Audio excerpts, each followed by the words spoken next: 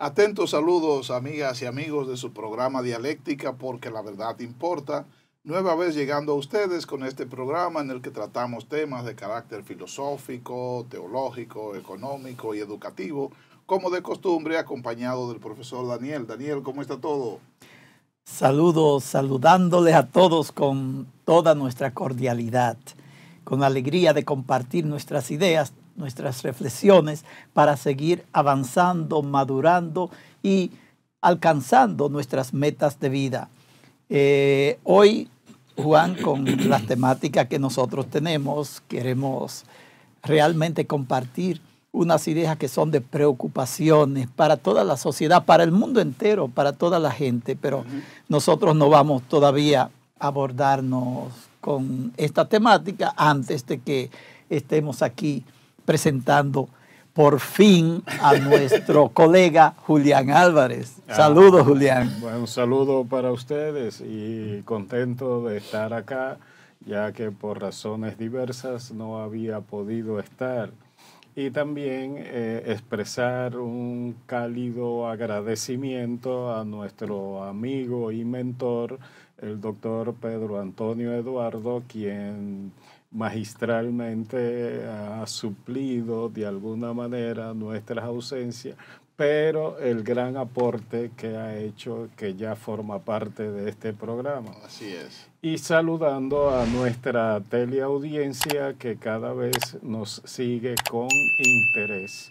Y la idea de este programa es siempre iluminar la reflexión, el debate, para que a través de las ideas podamos incidir en mejores acciones.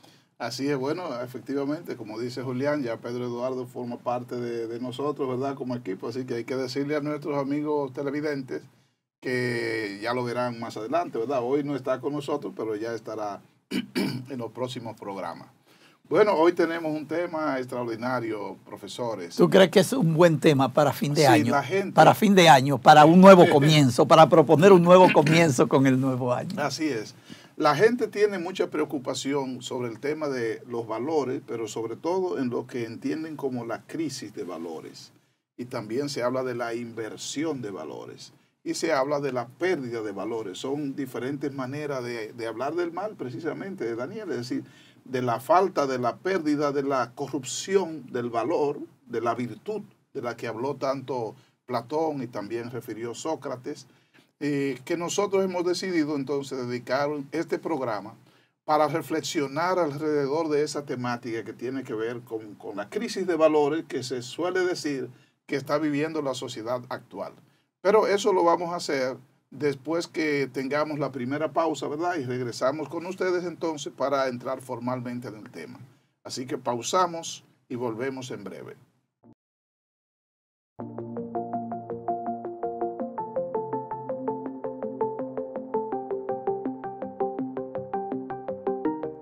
Aquí estamos con ustedes en Dialéctica porque la verdad importa, como habíamos dicho en la introducción. Vamos a hablar de los valores, vamos a hablar de la crisis de valores de la que la gente, de la que está provocando preocupación en las personas o la pérdida de valores. Y entonces voy a referirlo aprovechándome que estoy aquí en medio de un teólogo y de un biblista para hacer alguna referencia a esos temas bíblicos con relación a lo que sería como la aparición del mal en función de la virtud o del valor.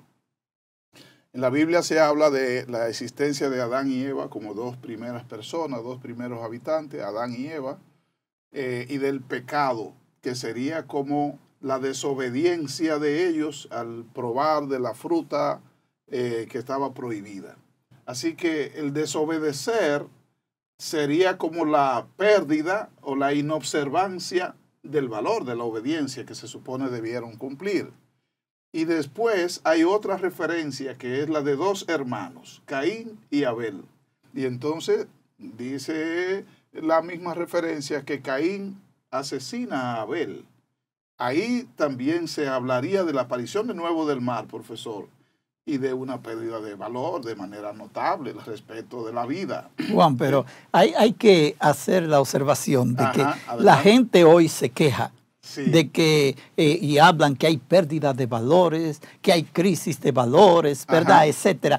Pero como que eso es tan grande, pero realmente si uno compara, la humanidad se ha santificado tanto, porque es muy poca la población con relación a la totalidad, porque fíjate, en la primera caída de Adán y Eva, Ajá. la humanidad entera, el 100% de la humanidad cayó en el mal.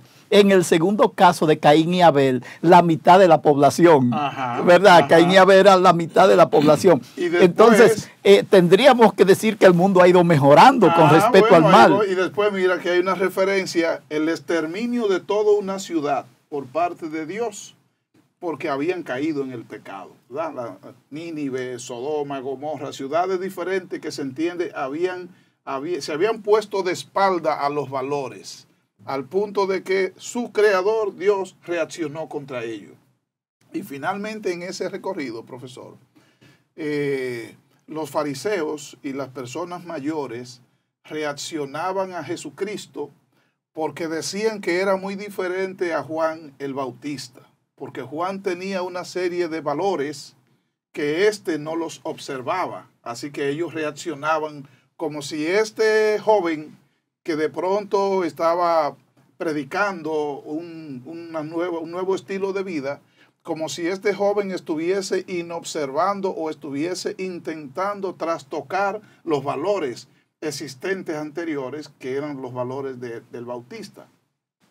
Y si seguimos, profesor, nos encontramos en la historia, en eso mismo que usted señala, con múltiples referencias. Bueno, Sócrates, el maestro Sócrates, hay algunas personas... No, pero espérate, antes de entrar a Sócrates, el arca de Noé también solo se salvaron 8. O sea que todo el mundo estaba pervertido. Eran muy pocos los que conservaban en esta perspectiva bíblico-religiosa. Y yo pienso que el escándalo de hoy, porque una parte que no es la mayoría de la población, lo sientan que están pervertidas o que no andan bien, pienso que quizás no estamos siendo justos con la historia ni con la historia de la salvación en cierta manera. Bueno, pues oye, antes de para que te monte ahí, oye esta frase: los jóvenes de hoy desobedecen, faltan el respeto a los mayores y ponen los pies sobre las mesas. Dicen mucho que esa es una frase socrática, no está confirmado eso, pero si es cierto, entonces hace más de 2000 años, 2500 años, que se está hablando de la pérdida de valores en la juventud. ¿Ves? Es decir, que no es nuevo, ¿verdad? El fenómeno. Bien, yo creo dos cosas. Ya que ustedes han abordado las referencias bíblicas a la existencia del mal, de cómo explicar el mal, también tenemos una referencia griega que es la caja de Pandora. O sea, tanto ese mito de la caja de Pandora como el de Adán y Eva, en esencia lo que pretenden es explicar la existencia del mal. Y tienen ambos mitos algo en común, que es que escogen una mujer para la custodia de la caja y se dejó llevar de las demás compañeras de que abriera la caja para ver lo que había. Sin embargo, también en el relato bíblico toman una mujer en el cual está implicada en la explicación de la existencia del mal. Sí.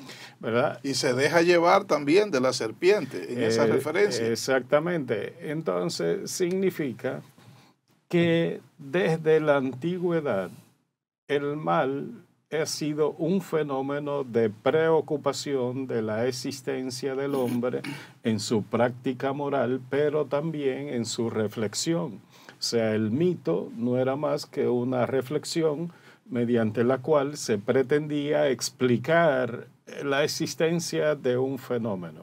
Y también la tradición bíblica pues quería explicar la presencia del mal y de los demás hechos, el fenómeno de Caín y Abel, el diluvio, pues son razones. Ahora, la referencia que tú haces a Sócrates es notorio a todo lo largo de la humanidad que existe lo que se llama el choque generacional. Y es un asunto que también lo trata Thomas S. Kuhn, cuando dice que las generaciones más jóvenes aceptan con mayor facilidad los nuevos paradigmas. Entonces, yo creo que cuando hablamos de crisis de valores, la historia nos ha enseñado que va habiendo cambios. Cada época se caracteriza por una mentalidad y una cosmovisión en la cual, por el elemento dialéctico, hay elementos que permanecen, pero hay otros que se introducen y que de alguna manera cambian. Es decir, si tomamos la historia, vemos el fenómeno de la esclavitud, cuyo modelo económico estaba basado en la tenencia de esclavos. ¿Qué pasó? Bueno, que esa época denominada el despotismo oriental pasa al sistema feudal de la Edad Media. Y luego viene la modernidad y se van dando cambios en la manera de pensar y de ver las cosas.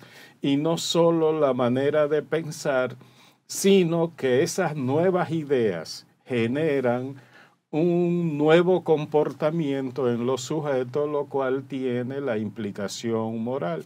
Y es el fenómeno que tenemos en la época moderna, y una vez tuvimos aquí a Monseñor Fausto Mejía, y él insiste que ya estamos en un cambio de época. Sí. Es decir, ya hay fenómenos científicos, tecnológicos, concepciones morales, actuaciones morales que nos ponen del otro lado de lo que habíamos considerado bueno y válido en ese sentido. Entonces, yo creo que tal vez sería diferenciar de que hay una constante en la historia de que las generaciones van cambiándose y adaptándose a nueva visión sobre las cosas, y cuando hay propiamente una crisis moral. O sea, si hay cambios, bueno, por ejemplo, el cambio es una crisis. Cuando Vaticano II dijo que las misas se celebraran en la lengua vernácula y la música vernácula, ¿verdad? Contaban mis hermanas que cuando se introdujo la tambora y la güira en la iglesia, muchas viejas se salieron. Contaban sus hermanas, dice. Bien, sí. Entonces, ¿qué pasa? Que ahora esas mismas viejas que estaban ahí en el centro de la actividad religiosa son las que están levantando los pies y llevando el ritmo, ¿verdad? Entonces, ¿qué pasó? No entendí, profesor. No, esas viejas no aceptaban el cambio en aquel momento. Exacto. Se resistían al cambio. Pero después se movían al ritmo de la tambora y la güira. Se adaptaban. Exactamente. Entonces, ¿qué significa? ¿Hubo crisis de algún valor? No, es decir, hay valores que sustituyen otros valores de alguna manera. Bueno. Pero yo quisiera volver al tema donde tú quedaste también con Sócrates. Volver aquí, porque la importancia aquí de Sócrates es... Para concluir con esa visión que claro, porque lo importante de la visión de Sócrates es el primero en la historia, aunque el mal existe desde que existen los seres humanos. Para los seres humanos hay cosas que están mal. Pero el abordamiento filosófico, la reflexión racional sobre la temática la comienza Sócrates. Sí. En este sentido, que es una de las cosas importantes de Sócrates. Y uno de los planteamientos acerca del mal que hace Sócrates, o su punto de vista esencial, es que sirvió de punto de partida para la discusión hasta el día de hoy, es aquel punto donde él nos dice que nadie con conocimiento sobre una situación de lo que es malo elegirá el mal. Nadie sabiendo lo que es malo podrá elegir lo que es malo. Y es lo que, en el sentido donde él pone el conocimiento como esencial en cuanto al mal. Tú ves, y el ignorante, como producto de la ignorancia. Exactamente. La ignorancia nunca podrá ser lo bueno. De la ignorancia solo se puede esperar lo malo. Es el punto de partida, diría yo, por el que la discusión en la historia se ha dado. Esa es una idea buena. Yo creo que efectivamente, bueno, es lo que se llama el intelectualismo moral en Sócrates, de que quien conoce el bien es un asunto de conocimiento y que quien actúa y obra mal es ignorante. Ahora, esa preocupación que es buena y es el punto de partida, y estoy de acuerdo con lo que Daniel ilustra, pero hay que ver si el fenómeno lo podemos recrear hoy en día. Es decir, hay personas que conocen lo que está bien y correcto y bueno, y sin embargo lo hacen. Entonces, ahí podemos, ya que ustedes hoy en el programa de hoy están muy biblistas, yo creo que también esa disyuntiva se le presentó a San Pablo. O sea, yo veo el bien, lo apruebo y estoy de acuerdo. Sí. Pero termino haciendo. En el momento de actuar, termino haciendo el mal. Exacto. Entonces, es lo que dice San Agustín. San Agustín dice que en todo ser humano hay un elemento de iniquidad. O sea, hay un elemento de iniquidad. Es decir, San Agustín se le hizo forzoso decir que el mal era fruto de la voluntad divina. No, él dijo, es la ausencia del bien. Es decir, cuando tú el bien y lo bueno y lo correcto que tienes que hacer, al no hacerlo, se convierte de alguna manera en mal, porque el mal no forma parte de la esencia del ser.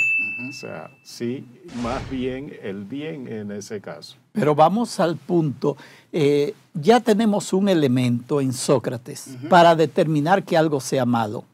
La ignorancia. El conocimiento. Sí. El conocimiento va a decidir, o sea, la ausencia del conocimiento, va a decidir que una acción sea buena o sea mala. El otro elemento lo aporta Platón, que pero es... Julián no está de acuerdo con sí, eso, con que esa posición porque socrática. Vamos a caer en la posición de San Agustín, porque el segundo elemento lo aporta Platón con la voluntad. Él dice conocimiento y voluntad, porque aquí a San Pablo lo que le falta es la voluntad. Él tiene el conocimiento, pero le falta la voluntad. Entonces, para hacer lo bueno, se deja llevar por alguna fuerza donde no emplea su voluntad. El yo quiero, el yo quiero. Entonces, es otro elemento que a través de la historia también se va a tener como un elemento que incluso en el derecho se han acogido estos dos como atenuantes. Si sabía lo que estaba haciendo, si no sabía lo que estaba haciendo, la pena es menor. O tenía voluntad de hacerlo o no quería. Son elementos que hasta el día de hoy predominan hasta en el derecho, claro. Tú ves, y que fueron introducidos por Sócrates, por Platón y por Aristóteles también. Potenciado por Aristóteles. Potenciado por Aristóteles. Sí. Entonces aquí entra San Agustín también en la escena, tú ves, con conocimiento de todo esto. Y él va a abordar también, como decía Julián muy bien, el tema del mal, poniéndolo como la ausencia del bien en este sentido, como carencia, sí. Porque el que existe es el bien, el mal es no hacer el bien, no como una entidad que tú pones frente a otra, porque hoy en día el peligro es que algunos, cuando hablan de antivalores, es como si fueran valores también, pero negativos, que existen, que están ahí. Sí. Pero la versión es que no existen. Es que estamos trabajando para nada. Es negación. Estamos trabajando para nada cuando dejamos ausentes los valores y los principios en nuestras acciones. Entonces yo pienso que en este punto estamos de acuerdo con esta definición que ponía San Agustín, y creo que Julián la ha abordado perfectamente. Para poder entrar más de lleno a la temática también que hoy nosotros tenemos, que se habla de de negación, de antivalores, de todo Sí, eso. sí. Hay que ubicar De esa inversión. temática dentro de estas discusiones racionales que se han dado a través de la historia. Pero queda un detallito todavía por fortalecer con relación al pensamiento socrático y el tema del bien, es del bien y del mal. Sócrates es un abanderado del conocimiento, como tú dices, ¿verdad? Y la carencia de conocimiento lo plantea como ignorancia, y la ignorancia o carencia de conocimiento, dice él, conduce a las personas a hacer el mal. No es por decisión de la persona, es que como no sabe, siempre termina mal. Porque encima el que no sabe cree que sabe, porque de alguna manera hay que suplir la necesidad de conocimiento que tiene la persona. Y llena esa necesidad con creencias, ¿verdad? Con fábulas, y actúa en base a esa creencia y a esa fábula que es siempre o casi siempre contrario a la realidad. Y por lo tanto termina acometiendo el mal. Pero eso de algún modo excusa a la persona, como tú lo planteas, es una especie de atenuante. Porque si lo que tú hiciste malo no lo hiciste conscientemente, entonces tú no tienes plena responsabilidad en esa acción, que como tú dices, incluso en el plano jurídico se toma en cuenta, pero en el plano moral también, para considerar si es una inmoralidad lo que la persona ha cometido, es necesario tomar en cuenta si él ha actuado conscientemente. Y después tú planteas, se agrega también si ha actuado libremente, que es un tema que Platón y Aristóteles van a fortalecer, ¿verdad? Posteriormente. Bien, yo creo que hay un elemento que podemos introducir que de alguna manera puede tener vinculación, ¿verdad? Es la posibilidad de llegar a obtener el conocimiento para entender el bien, lo bueno y lo correcto. Entonces, ¿qué significa?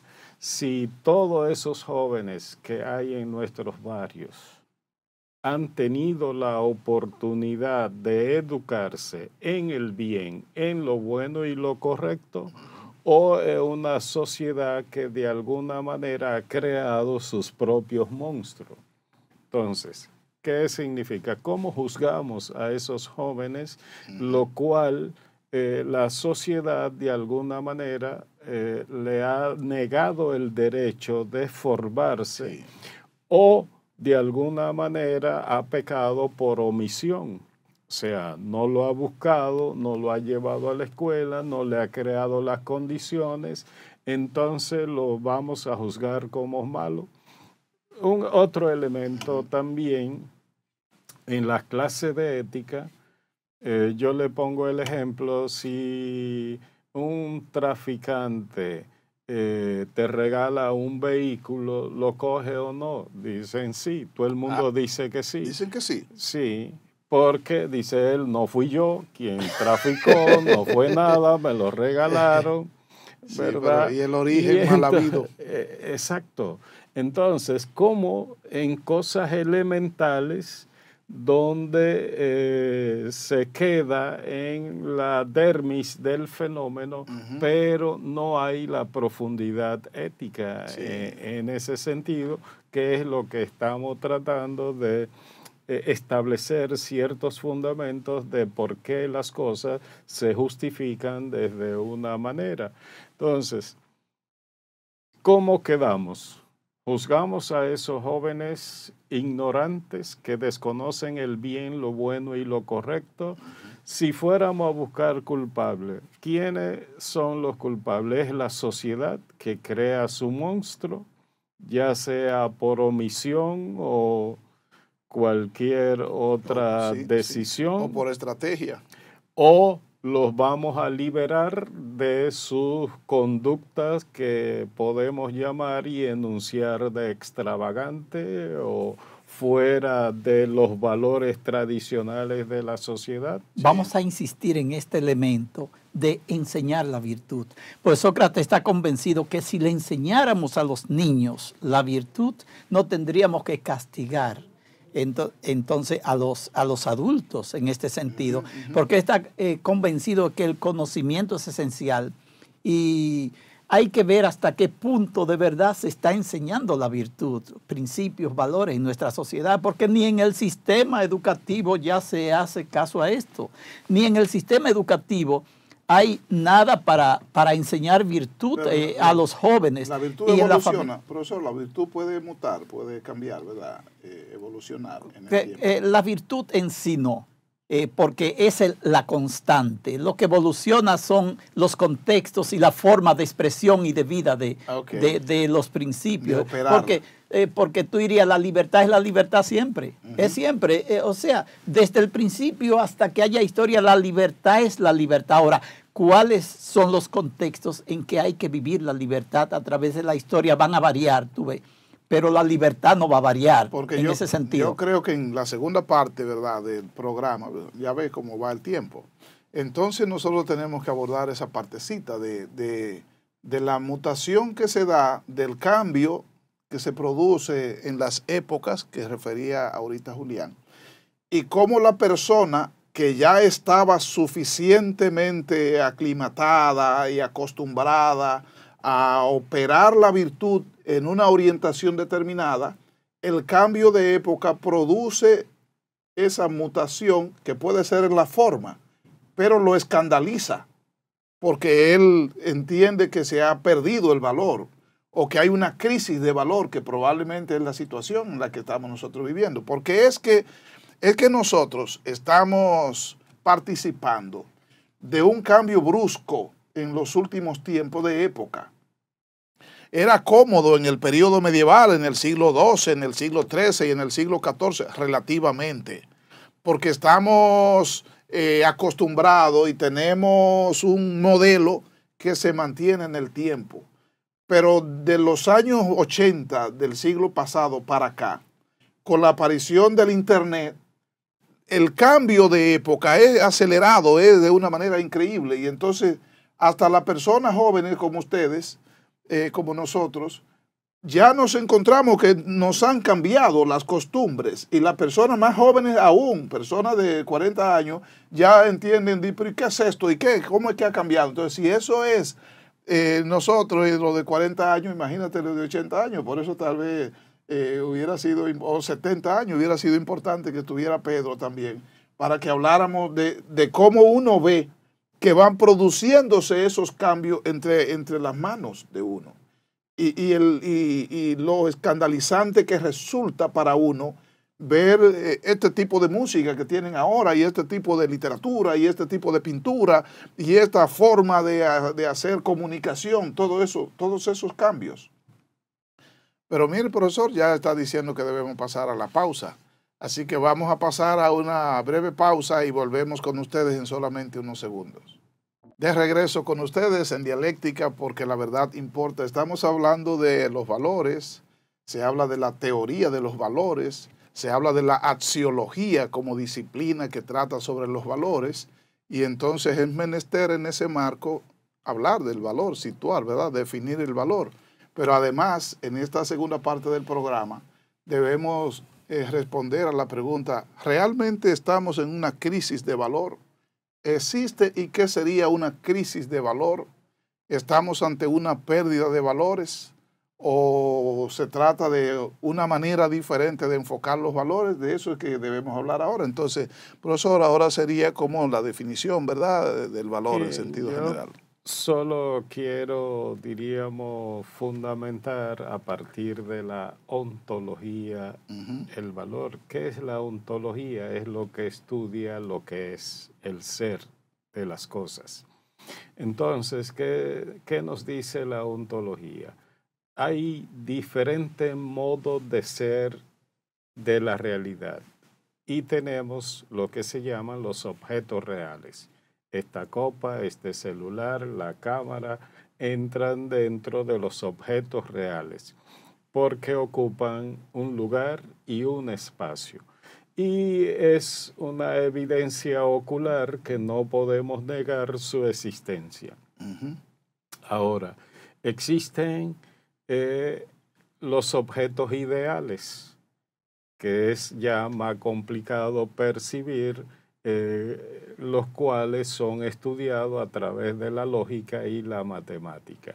Es decir, la racionalidad per se no la vemos como un objeto tangible. Y entonces sí vemos sus efectos. Cuando Daniel habla, que habla en base a un pensamiento correcto, en términos del lenguaje hay una estructura coherente en lo que dice, entonces yo deduzco que hay una buena lógica, hay un pensamiento estructurado en eso que se llama lógica, que se manifiesta a través de eso, pero no lo podemos ver. Y ahora entonces vienen los objetos valentes, ¿verdad? Que dice que los objetos valentes, al igual que las matemáticas, es un modo de existir. Y se trata de justificar entonces desde el punto de vista ontológico la existencia del valor. Y de ahí viene la discusión de si los valores son objetivos o subjetivos, una discusión de carácter filosófico, lo cual muchas veces este fundamento no está en el común denominador de las personas de discutir si existen o no existen los valores, si son objetivos o subjetivos, sino que la gente analiza el comportamiento, que son orientadores del comportamiento, los valores, y de ahí la axiología está vinculada a la ética, en el sentido de que toda actuación, ¿verdad? Como dice Daniel, en función de la virtud, de la enseñanza de la virtud, entonces hablamos a partir de los indicadores, a través de lo que se manifiesta la presencia de esos valores. Por ejemplo, si hablamos de la honestidad, es decir, es una abstracción que existe o no existe la honestidad. Bueno, el hecho es que es una dimensión universal que tiene aplicación en un modo de manifestar una conducta a través de lo cual decimos es perceptible o no. Entonces, cuando esa conducta que se manifiesta no es coherente con ese intangible que es valor y que la gente advierte, diríamos, esa incoherencia, o que usted actúa de manera contraria a lo que la sociedad, un grupo humano, estimaba como bueno, válido y valioso. Entonces, cuando hablamos de crisis de valor, pues tal vez podemos estar refiriéndonos a ese tipo de comportamiento generalizado que muchas veces riñe con valores fundamentales como es la responsabilidad, la honestidad, la virtud, en ese sentido. Entonces, yo creo que sobre este elemento, pues podemos hacer nuestros aclarando, es decir, cuando se advierte, según el tema de hoy, crisis de valor, muchas veces no nos estamos refiriendo a los fundamentos filosóficos de lo que vale o no vale, sino a la advertencia de un comportamiento que de alguna manera hace daño y afecta a los otros y que en un momento dado se veía como algo loable, como algo que la persona debía tener y que la sociedad debía tener, o si entonces podemos hablar de una sustitución de valores. Es decir, que en vez de la honestidad, el valor es el dinero, y ya por el hecho de usted tener una regla de juego basada en el dinero, entonces lo que usted dice o cómo actúa es de alguna manera tolerado, o si existe la conciencia moral de poder distinguir lo que es bueno a diferencia de lo que es considerado no bueno. Bueno, profesor, yo creo que Julián ha puesto el tema, ¿verdad?, sobre la mesa con relación a la naturaleza de la crisis de los valores, si se considera que es una crisis. Yo simplemente quisiera señalar lo siguiente. Si vemos la política, hay gente que dice que la política ha cambiado mucho y que se han perdido los valores tradicionales en el ejercicio político. Si hablamos de la familia, también se dice que hay una crisis del valor, de la integración, de la fraternidad en la familia, que la familia está en crisis. Si hablamos de la educación, también se dice que la educación, y si hablamos de la comunicación, ni decir. Es decir, que se habla en nuestros tiempos de la crisis Juan, de valores. Una cosa que me he puesto a observar a propósito de que estamos cerca de la Navidad, es los anuncios que hacen las diferentes empresas e instituciones sobre Navidad. O sea, la Navidad tiene un significado fundamentalmente cristiano. Pero antes tú veías que ponían el niño Jesús, la Virgen María, el pesebre. Ahora que Navidad es compartir, ahora que Navidad es estar con familia, pero no hay en la mayoría de anuncios nada que identifique el fundamento original de lo que es la Navidad. Entonces, por ejemplo, ¿quiénes celebran la Navidad? Bueno, los cristianos católicos, que es a propósito de esa tradición de la cristiandad. Y en este caso distinguimos, como establece Kierkegaard, entre cristiano y cristiandad.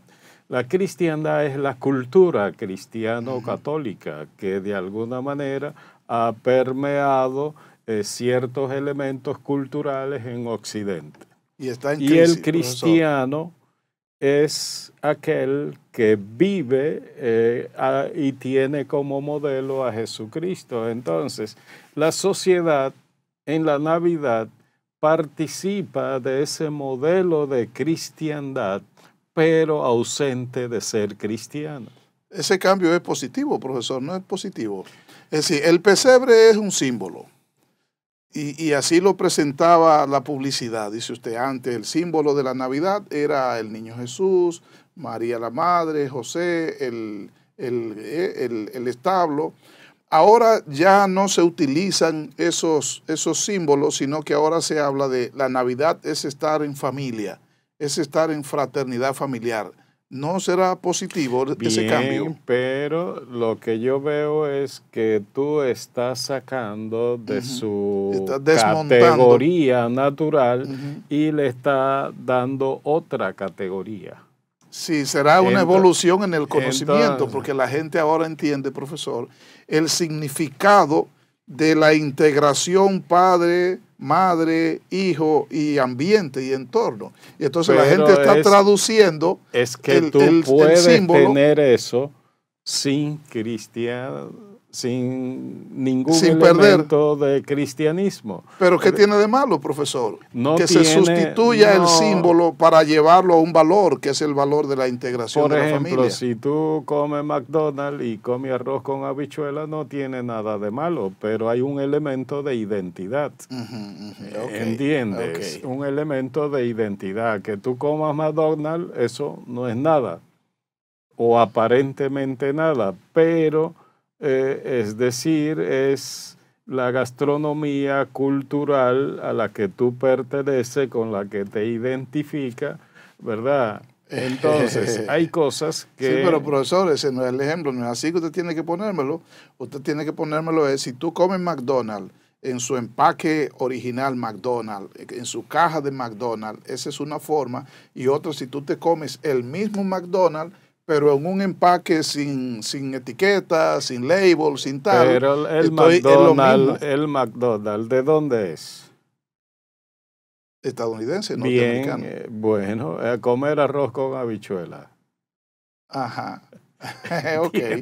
Entonces, hay un error categorial de que tú estás sustituyendo actividades y objetos y extrapolándola de su categoría habitual. Ok. Bien, bueno, profesor. Bien, yo quería insistir ahora en un elemento de la constante y las variables. Nosotros habíamos tratado durante todo el tiempo que llevamos ya este programa, casi 2 años, sí, en el programa, hablábamos acerca de 5 conceptos fundamentales que son la constante histórica y del mundo, que son los principios, ¿verdad? Que nos referíamos a la unidad, al equilibrio de la justicia, a la bondad, a la libertad, etcétera, a la unidad. Entonces decíamos, esos son los 5 ejes fundamentales. Alrededor de eso va a versar toda la historia y toda la sociedad y todo. Ahora, va a ser cambiante la forma de manifestación de esos elementos, ¿verdad? Entonces, si antes la Navidad era unir también a la familia alrededor de un pesebre, ahora la sigue uniendo de todas maneras, aunque sin pesebre. ¿Te das cuenta? Aunque sea alrededor de una chimenea. Aunque sea alrededor la sigue uniendo. Entonces, los 5 principios son las variables que van a predominar en todo esto. Muchas formas van a cambiar, pero en esencia va a seguir lo que se llama, Lorenzo diría en la teoría de la complejidad, rasgos robustos. Los rasgos robustos son aquellos dentro de los cuales tiene que moverse toda la dinámica. Entonces, aquí los valores que se desprenden de esos principios van a ser también los referentes en todo esto. Ahora, cuando hablamos de crisis de valores, estamos diciendo que aquellas prácticas que teníamos dentro de unos valores determinados, como se había dicho, como que están cambiando esas prácticas. Y bien, las prácticas pueden cambiar, porque los valores y los principios se van a manifestar de miles de formas diferentes, sin dejar de ser ellos, ¿verdad? Entonces, estamos confundiendo el valor con la manifestación del tiempo y del contexto. Y eso es lo que mucha gente hace hoy en día para decir que hay pérdida de valores. No, los valores siguen y no se pierden. Los principios no se pierden, son los mismos. Si se perdieron, nunca los encontráramos, pero siempre podemos encontrarlos. Pero y cuando a una persona le dicen está falto de principios, si no se pierde, no está falto. Está en falta quien lo está diciendo, porque no ha entendido que los principios no se pierden. Entonces, es igual si un maleante, si un pillo, por ejemplo, en cuanto a la bondad, ya no trabaja para toda la sociedad, pero sigue siendo la bondad trabajando para sus hijos y para su familia. O sea, él tiene que practicar el principio, aunque dentro de su contexto. O sea, el principio no se pierde. Hay que seguir trabajando por él, aunque sea no de la forma correcta, en este sentido, de la forma esperada por la sociedad, de como nosotros. Y en este sentido tampoco hay valores negativos, como en algunos libros se habla. Los valores solo son positivos, porque vienen de principios que son universales positivos. Entonces, cuando hablamos de antivalores, tampoco es un concepto. No es un concepto el antivalor, porque el antivalor sería un valor también que está frente al otro. La negación.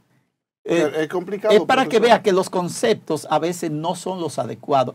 Habría que hablar de negación de valores, la negación de los valores, no de antivalores, porque eso ya es un concepto que pone un positivo y un negativo, como si estuvieran ahí uno enfrente de otro, porque eso no es posible. En el sentido, serían valores iguales, serían igual, no importaría si fueran valores. Entonces no puede hablar de antivalores, sino de la negación de esos valores, que es lo que se pretende realmente. Pero la gente no entiende muy bien, profesor, cuál es la diferencia entre un antivalor y la negación de un valor. La negación de un valor es, para tomar el ejemplo, el valor, por ejemplo, tú dirías, si la fidelidad o la honestidad es un valor, diríamos. Entonces, ¿cómo yo expreso ese valor a veces? Si alguien me presta un libro, yo lo devuelvo. Estoy expresando el valor.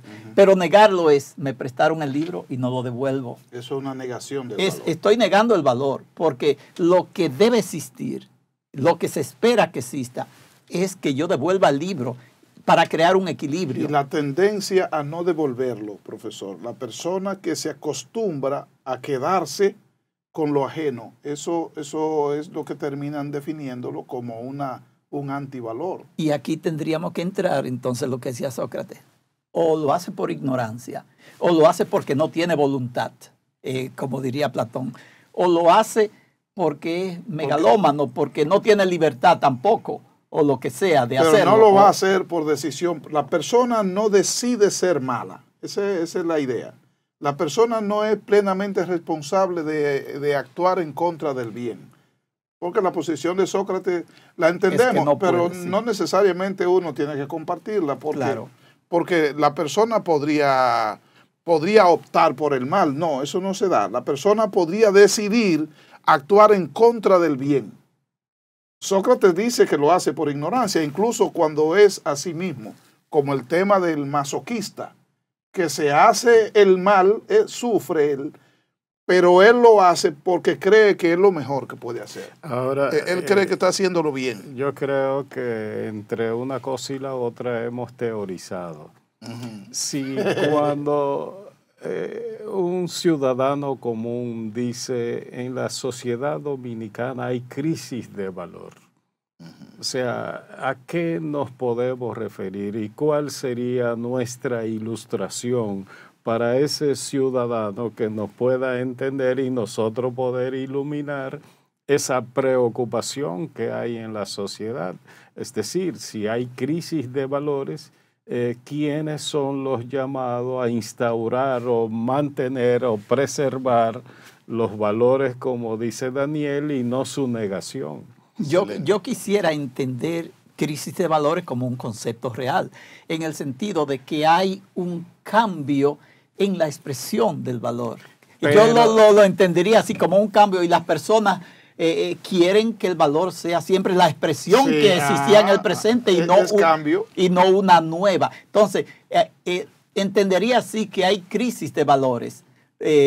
Entonces, pero la negación sería el hacer todo lo contrario a lo que exige ese valor. Y entonces en la sociedad dominicana, cuando uno escucha hay crisis de valor, ¿a qué se refiere? ¿Qué es lo que está en crisis? Sí, nos dijeron, hablen por favor de la crisis de valores que está viviendo la sociedad dominicana en estos momentos. Ajá, ¿cuál es esa crisis? Habría que tener ejemplos y cosas, porque está en un plano muy quizás subjetivo y teórico, y cómo estarán interpretando quienes proponen algo así. Tú lo has dicho, es cambio de valor. Eso es lo que crisis es cambio de valor. Es mi interpretación de eso que se dice, mi interpretación de eso que se dice. ¿Y quién lo ve como crisis, Julián? Lo ve como crisis es la persona que ya está aferrada a un valor y se resiste a ese cambio. Como si hubiera una petrificación de un comportamiento en toda la historia, lo que no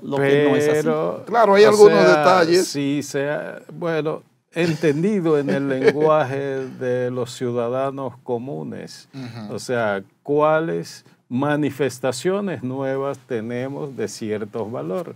O sea, la sociedad dominicana es honesta, es confiable como sociedad, las cosas se hacen bien hechas, cada quien cumple con la función que le ha sido encomendada, como diría Confucio, o ¿dónde está la crisis? Porque entonces no hay crisis, bueno, todo está bien. La gente te identifica un detalle, la gente habla, por ejemplo, de lo explícito que es la lírica y la música en este tiempo, de cómo la gente antes utilizaba metáforas para referirse a algunos temas, por ejemplo, de la sexualidad, y cómo ahora ya no se usan las metáforas, ni se utiliza tampoco el doble sentido, que pudiera ser indirectamente, bien, sino que ahora el lenguaje es directo, y entonces eso la gente lo ve como una crisis de valor. Bien, pero eso es dérmico. O sea, no es la esencia de la sociedad. Si fuéramos a buscar, hay una crisis en la sociedad, eso es una manifestación en un aspecto particular, ¿verdad? En ese sentido. Entonces, cuando la gente dice hay crisis de valor en la sociedad dominicana, ¿cuáles son esos valores que han entrado en crisis? Que haya que reestructurar y jamaquear la sociedad. Y además, también podemos llamar crisis a la ausencia de líderes y de personas que encarnen los valores, porque los valores ellos mismos, por sí mismos, no se van a manifestar, sino que eso toma cuerpo en los líderes de la sociedad. Entonces, por ejemplo, el elemento de la cristiandad, ¿quién toma el liderazgo de impulsar la idea de una sociedad cristiana? De la honestidad en el ámbito sociopolítico, es decir, los valores ellos mismos, por sí mismos, no se van a manifestar si no hay una toma de conciencia a través del conocimiento y de la enseñanza. Pero ¿quién está modelando esos valores? Porque los valores también dependen del modelaje. Sí. Profesor, se nos va a ir el tiempo. Usted va a tener que afianzar esta temática. Mira qué cosa, Juan. Esto es increíble. Pero yo pienso que en los minutitos que nos quedan, que son muy poquitos, podemos, de verdad, pienso que lo que hay es que ver, que analizar cuando alguien se refiere a esa crisis o a esa pérdida, ¿a qué es que se refiere concretamente? Porque eso es algo como demasiado paushal, demasiado... Se refiere al cambio, profesor, al cambio.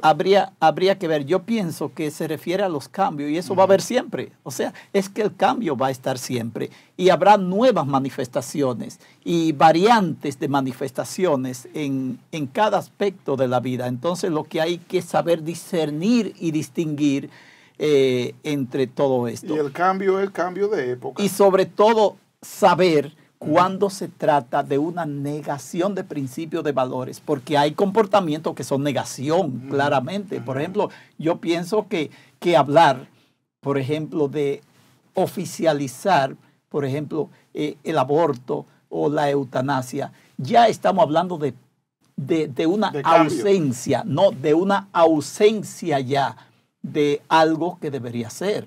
Es como negar ya una esencia en este sentido, la esencia de lo que compone la vida en sí.